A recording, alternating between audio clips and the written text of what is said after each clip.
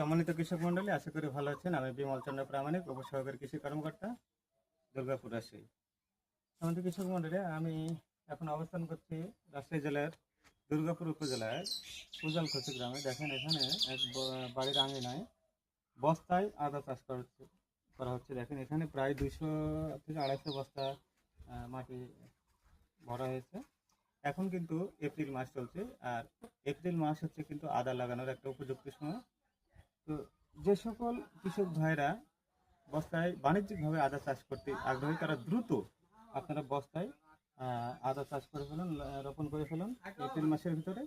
আর যারা বাণিজ্যিকভাবে চাষাবাদ করতে পারবেন না, তারা অবশ্যই বাড়ির আঙিনায়, আমি অনুরোধ করবো আপনারা বাড়ির আঙিনায় অন্তত পক্ষে 10-20টা বস্তায় আপনারা আদা রোপণ করে রাখতে পারেন। তাহলে আপনার বাড়িতে যে মশলার চাহিদা, আদা কিন্তু খুবই ঔষধি গুণ সম্পন্ন একটি মশলা। আপনারা বাড়ির আঙিনায় 10-20টা বস্তায় এভাবে আদা রোপণ করতে পারেন।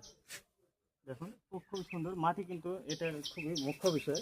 আপনারা মাটিটা তৈরি করতে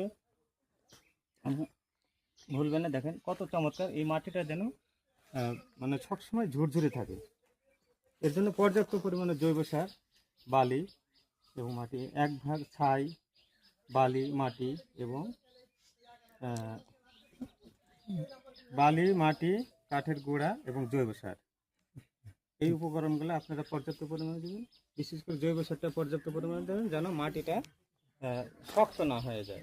দেখেন খুবই চমৎকার সুন্দর, আপনারা দেখছেন কত সুন্দর মাটি হয়েছে। দেখেন এই মাটিতে কিন্তু আদা খুবই ভালো হয় এবং আদার ব্রাঞ্চিংটা ভালো হয়, আপনার আদা